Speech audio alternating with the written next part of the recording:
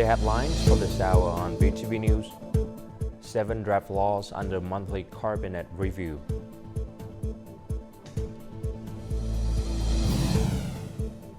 Vietnam, China prioritize enhancing relations. Later on in our war news, Thailand's parliament votes for youngest prime minister in history.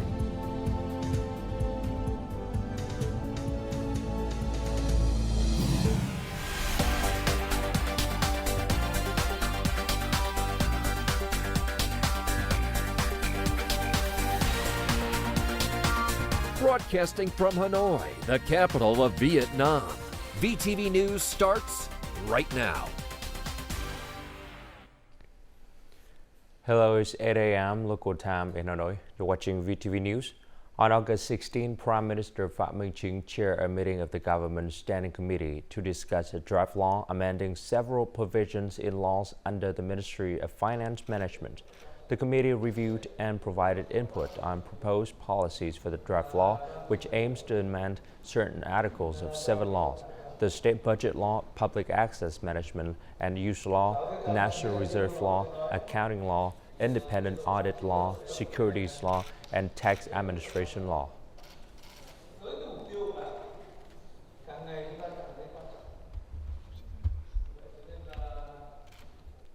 Receiving General Secretary of the Portuguese Communist Party, Paulo Raimundo, who is on a working visit to Vietnam, Politburo member and standing member of the party's Central Committee Secretariat Lương Cường, shared the outstanding achievements of Vietnam over the nearly 40 years of the đổi mới process.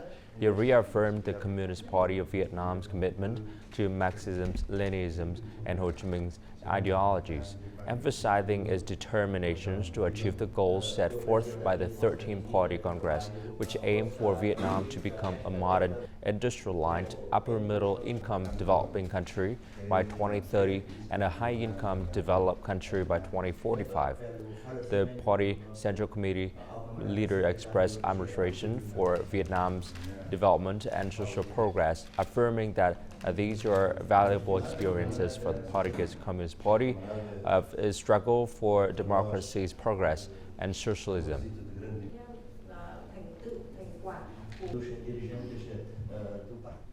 Party General Secretary and State President of Vietnam, Tô Lâm, and his spouse will lead a high-level delegation of the Vietnamese Party and state on a state visit to China from August 18 to 20th.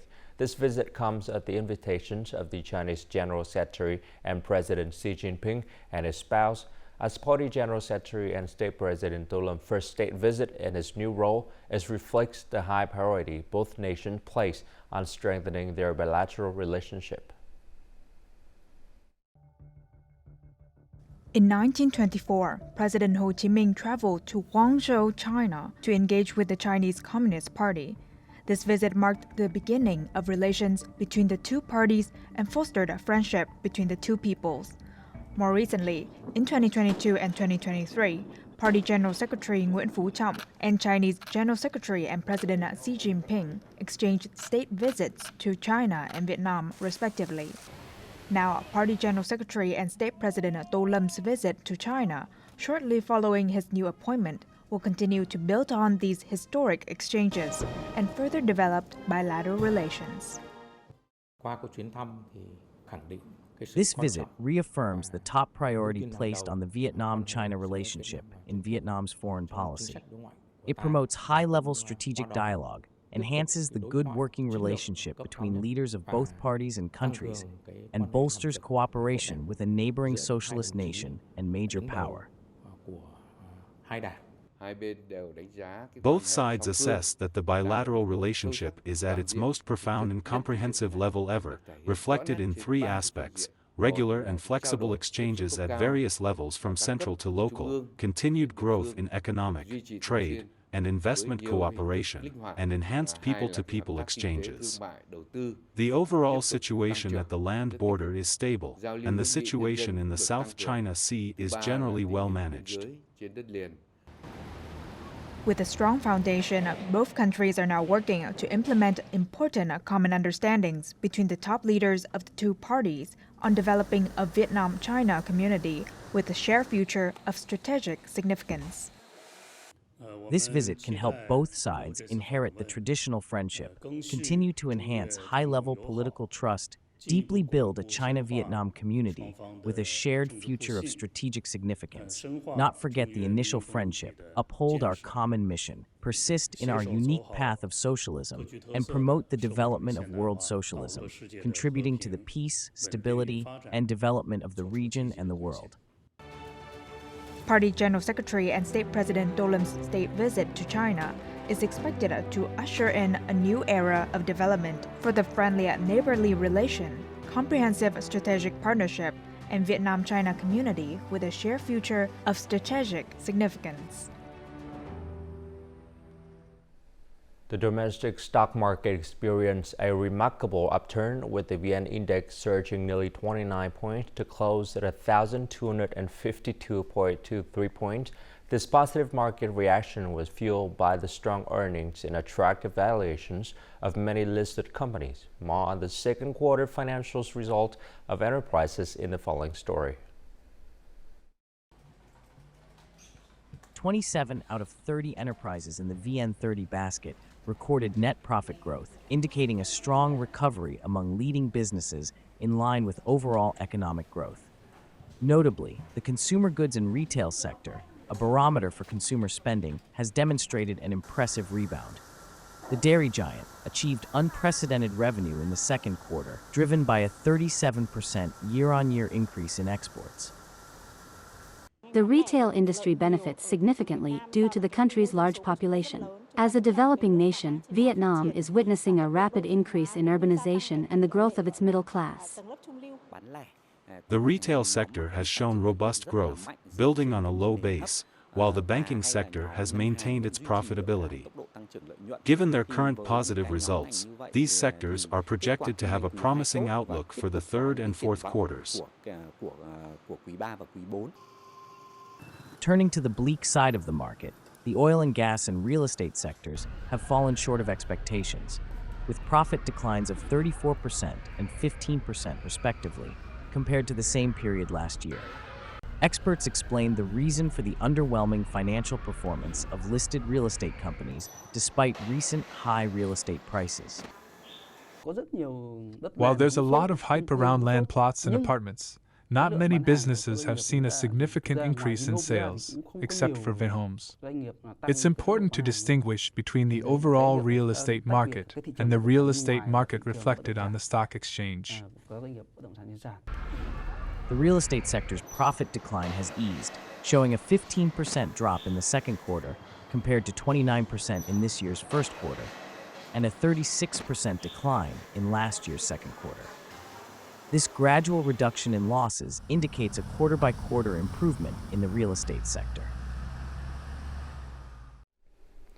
After 4 years of implementation, the EU-Vietnam Free Trade Agreement (EVFTA) has dramatically increased Vietnam's export to the EU, reaching nearly $170 billion, a 50% rise from before the agreement.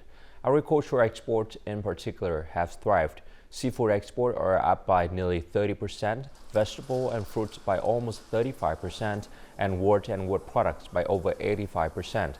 Overall, agricultural exports to the EU have grown by an average of 15% annually. Vietnamese agricultural businesses have leveraged reduced tariffs and invested in modern production technology to meet EU standards, enhancing product quality through improved quality control processes. Although the European Union has recognized positive changes in Vietnamese agricultural products, it remains a demanding market with ever-changing regulations. To boost export, Vietnam needs to address existing problems related to rules of origins and the quality of agricultural products. Investing in sustainable agriculture models and large-scale, high-quality commodity productions is the direction many businesses are focusing on to meet the increasingly stringent demands of the international market. Investing heavily in deep processing has helped this enterprise continuously increase its export output to markets, especially the EU. The proportion of processed pineapple, passion fruit, and crine products exported by this enterprise to the EU has grown from about 1/5 of total output to nearly half. We invest in growing areas, improve processing quality, produce pineapple and passion fruit products that meet new standards, and conquer the EU market. Having the EVFTA agreement keeps importers interested, facilitating rapid penetration into the EU market. Thorough investment is necessary not only in the processing stage, but also in the construction of raw material areas and the cultivation process. In fact, the rate of utilizing rules of origin has increased in key industries, nearly 90% for seafood and over 88.3% for vegetables and fruits.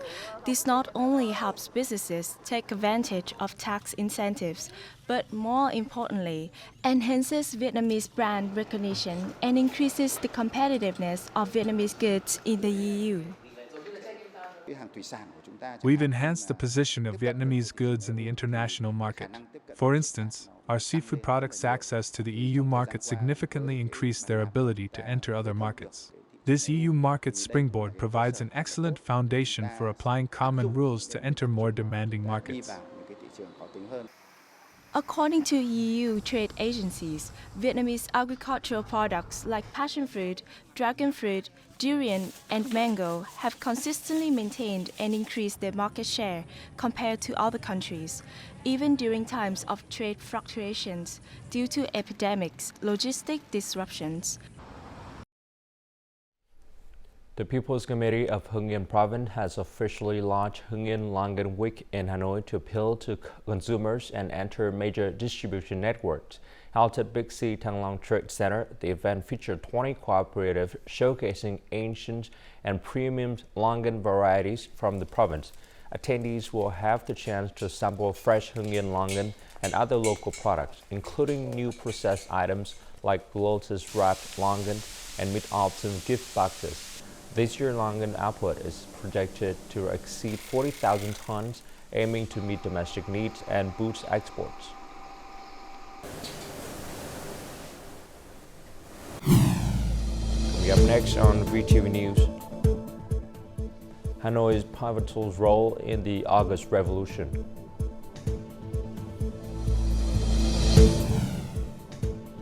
And border localities speed up ID card issuance for children.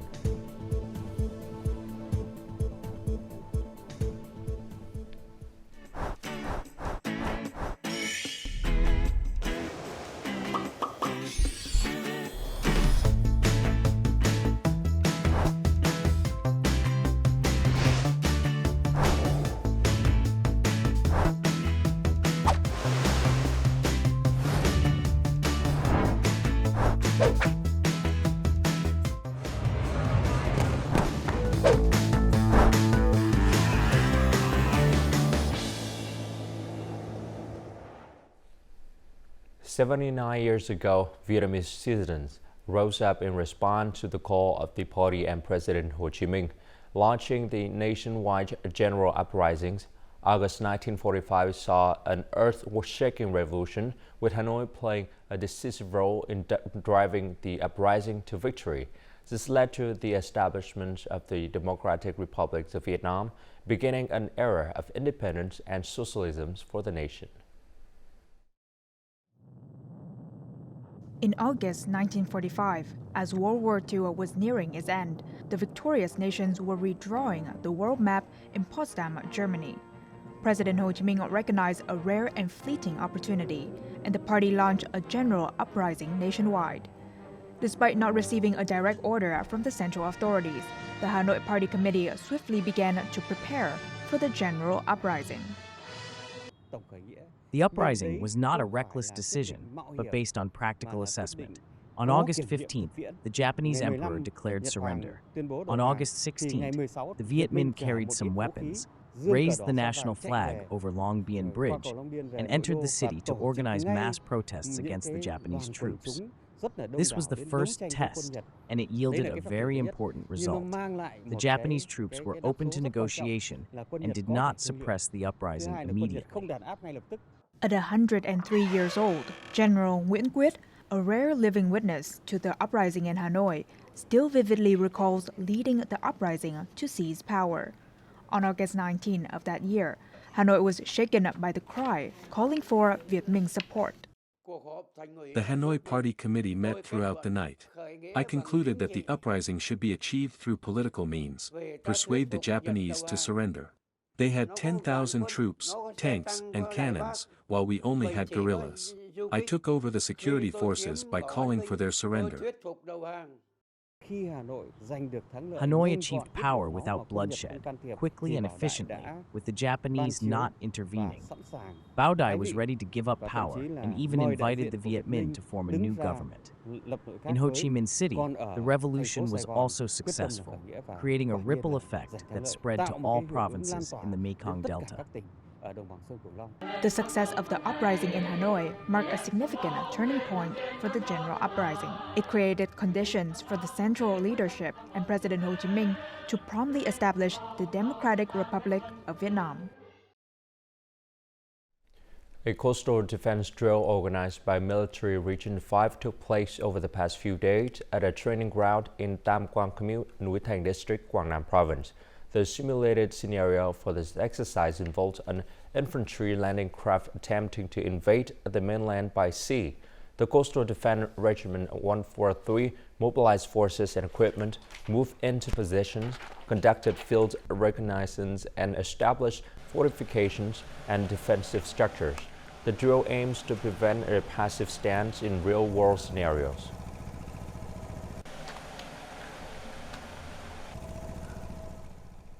A ceremony was held in Hướng Lập Commune, Hướng Hóa District, Quảng Trị Province to inaugurate 56 new houses for residents in Quay and Tree villages who lost their homes due to a landslide in 2020.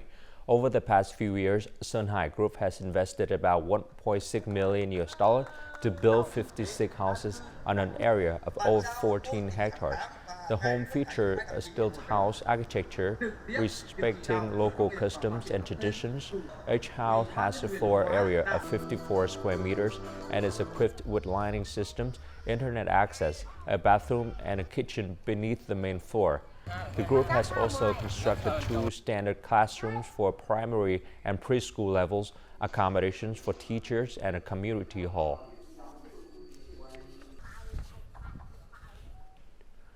The Identity Law of 2023 officially went into effect on July 1, 2024, allowing citizens under 14 to receive ID cards for the first time upon request.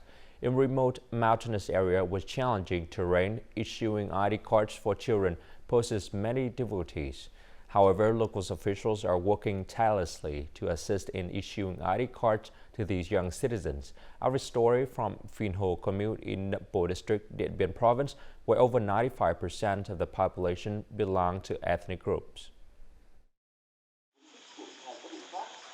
At 6 p.m., Giang Azi, an ethnic Hmong person, takes his 2 children to the Commune People's Committee to apply for ID cards. The police will assist him in registering online through the public service portal.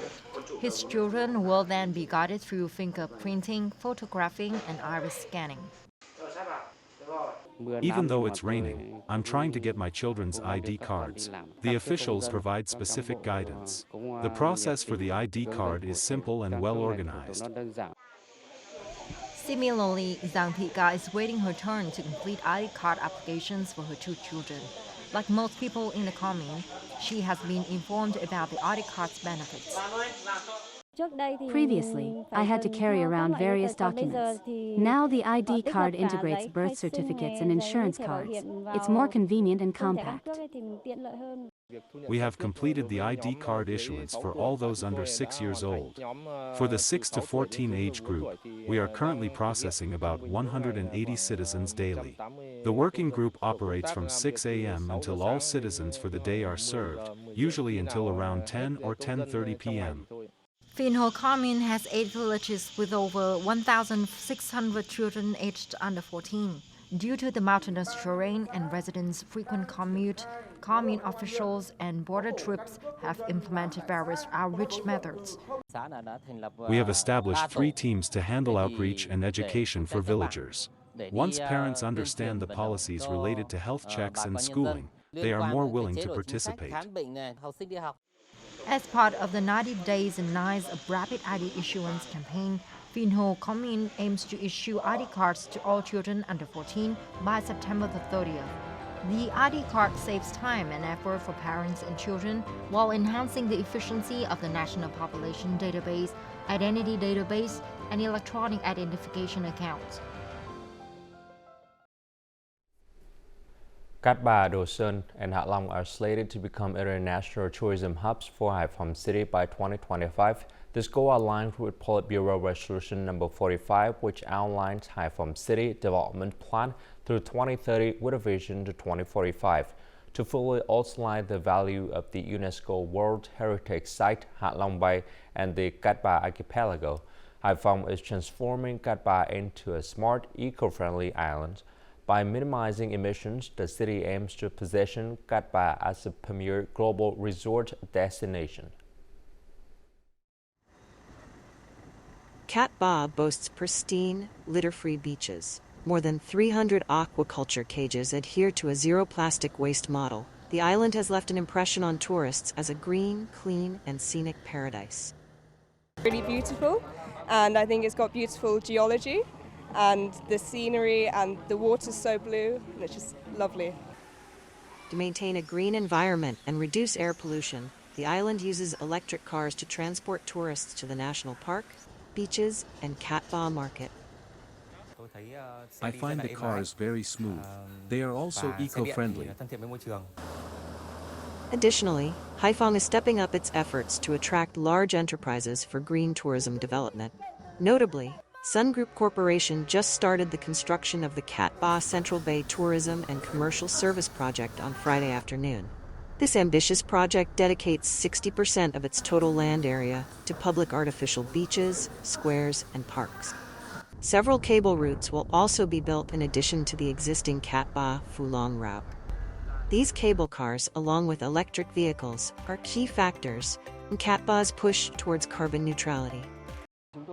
We will work with the government, Cát Bà residents, and Haiphong City to promote the island as an attractive destination for visitors and as the top choice for international tourists coming to Vietnam.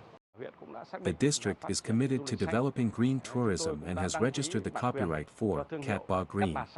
Based on this, the government is creating mechanisms and incentives to promote tourism. Cát Bà welcomed nearly 2.3 million visitors in the first 7 months of the year. Tourism revenue reached $84,000 USD, nearly 65% of the yearly plan. Despite the peak tourist season not yet starting, Cát Bà is set to exceed its annual target. This success stems from strong collaboration among the government, businesses, and locals in fostering sustainable tourism. Coming up next in our war news, Thailand's parliament votes for youngest prime minister in history.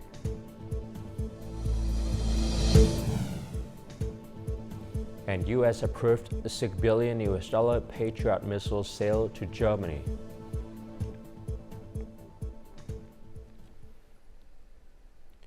Thailand's parliament elected Paetongtarn Shinawatra as the country's new and youngest prime minister on Friday.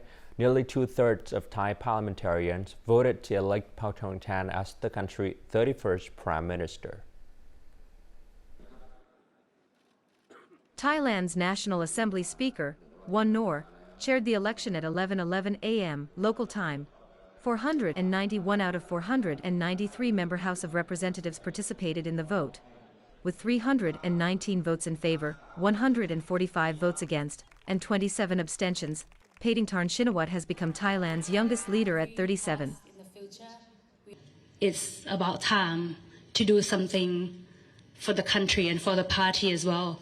And I hope that I can do my best to, make the country go forward.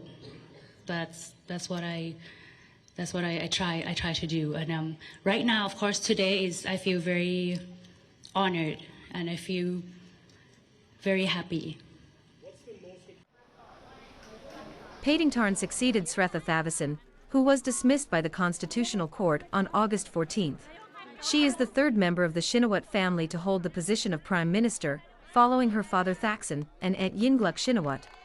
She leads the ruling Phie party, the largest in the coalition, and serves as vice chairwoman of two national committees, Soft Power Strategy and Public Health System Development. According to Thailand's electoral law, a prime ministerial candidate must secure support from at least 247 votes. The current 11-party ruling coalition, led by Phie, currently holds 314 seats in the House. The United States has approved the sales of 600 Patriot air defense missiles to Germany. The deal is estimated to cost $5 billion. According to a statement from the Pentagon Defense Security Cooperation Agencies, these proposed sales will support Germany's goal of improving national and territorial defense, as well as enhancing interoperability with U.S. and NATO forces. The PAC-3, the latest versions of the Patriot series being sold to Germany, can destroy various aerial targets, including fighter jets, unmanned aerial vehicles, cruise missiles, and ballistic missiles. Earlier this year, Germany provided 100 Patriot missiles to Ukraine. These were older versions than the ones now being purchased from the United States. Japan has decided to apply foreign trade regulation to chip-making equipment as part of its effort to secure stable supply chains, the Finance Ministry said on Friday. Foreign investors must now provide advance notice for direct investment in chip-making equipment. This includes acquiring a 1% or larger stake in a listed company or purchasing share in an unlisted company. This move also aims to address the risk of technology leakage and keep commercial technologies from being used for military purposes. Other products added to the list of so-called core business sectors include advanced electronic components, machine tools components, marine engines, fiber optic cables, and multifunctional machines. The decision aligns with Japan's efforts to revitalize its semiconductor production capacity as a key component of its economic security strategy. North Korea plans to reopen its border for international tourism in the northeastern city of Samjeon starting in December 2024, ending a long hiatus caused by COVID-19. This marked the first time in over 4 years that the country will open its door to foreign visitors on such a scale. According to Chinese travel agencies, their partners in North Korea have informed them about government plans to allow trips to some locations.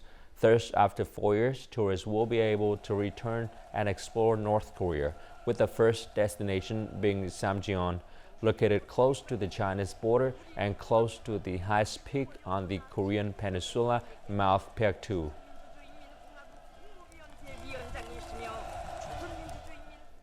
And now, as usual, let's continue with the weather forecast.